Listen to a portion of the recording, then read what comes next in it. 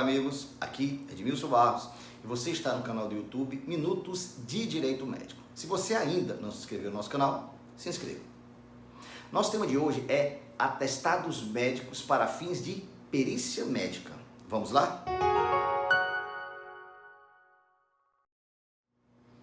Recentemente, um grande amigo, especialista em ortopedia e especialista em medicina legal e perícia médica, me solicitou fazer um vídeo sobre atestados médicos para fins de perícia médica.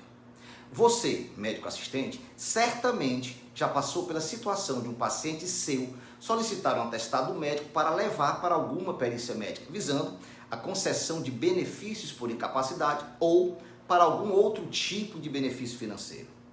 Em um vídeo anterior, já falamos sobre a colocação de diagnósticos, inclusive de CID, por isso não voltaremos a esse tema.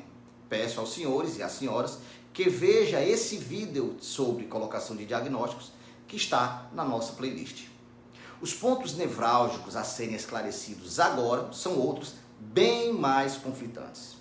O médico assistente deve colocar prazo de afastamento? O médico assistente pode sugerir algum benefício como aposentadoria? O que ele, médico assistente, disser vincula a decisão do perito?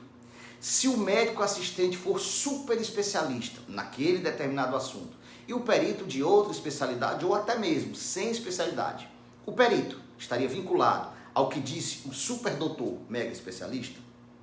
Iremos responder essas e outras perguntas, mas antes, para total compreensão do que vamos falar daqui por diante, preciso explicar alguns conceitos.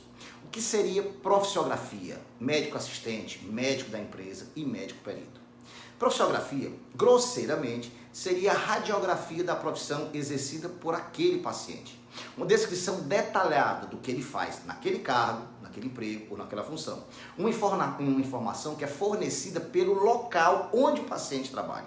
Médico assistente é você, médico que atende o paciente em seu consultório ou ambulatório e a quem o paciente pede o atestado.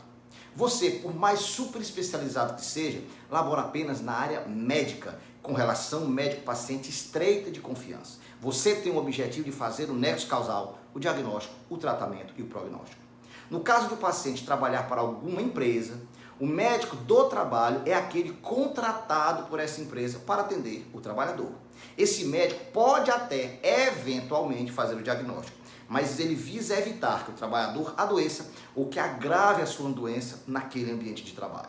Ele recebe os dados médicos do médico assistente, confirma com o seu exame clínico e faz o enquadramento na legislação trabalhista. Veja que o médico do trabalho pode até não saber mais do que o médico assistente, muitas vezes super especialista.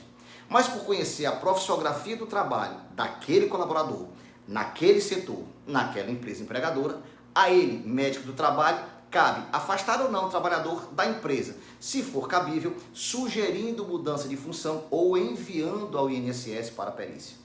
Apesar de mais tênue, já que o médico é empregado da empresa, a relação médico-paciente aqui ainda existe. Vale salientar que se o paciente for estatutário, federal, estadual, municipal ou do Distrito Federal ou autônomo, essa etapa do médico do trabalho é desconsiderada e pulada, já que é uma etapa que não vai existir. E o médico perito? O perito é aquele que recebe a pessoa. Observe, falei pessoa e não mais paciente, já que aqui não mais existe relação médico-paciente. O perito, além de receber os dados técnicos do médico assistente, se for o caso, ele também recebe os dados do médico do trabalho, inclusive a profissiografia específica, a avaliação daquele ambiente de trabalho específico e das demais profissiografias daquela empresa, justamente para se pensar em eventual mudança de função. Com base em todo esse arsenal de informações, o perito faz o enquadramento na legislação administrativa, se ele for estatutário, ou legislação previdenciária para aquele tipo de benefício. E esse papel é de responsabilidade exclusiva ao perito.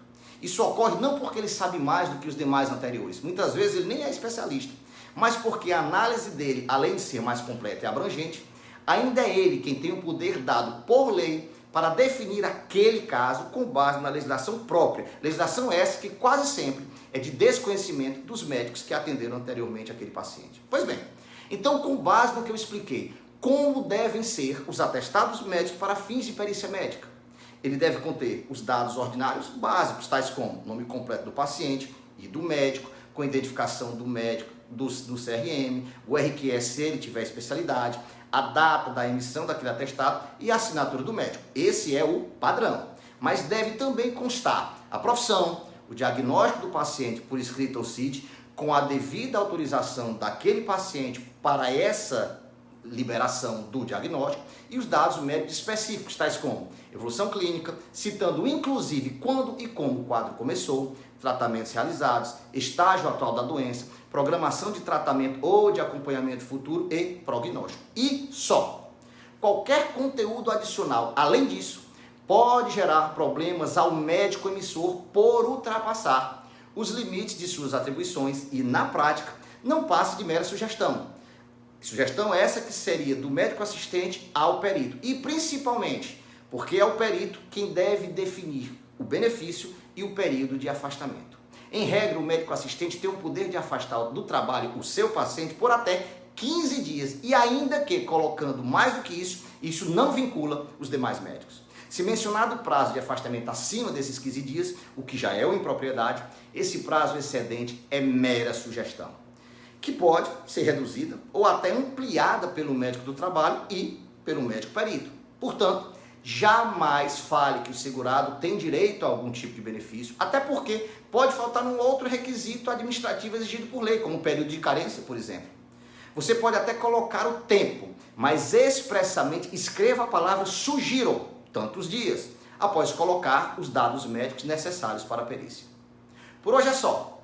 Participe, mande suas dúvidas, inscreva-se no nosso canal. Grande abraço a todos e até a semana que vem.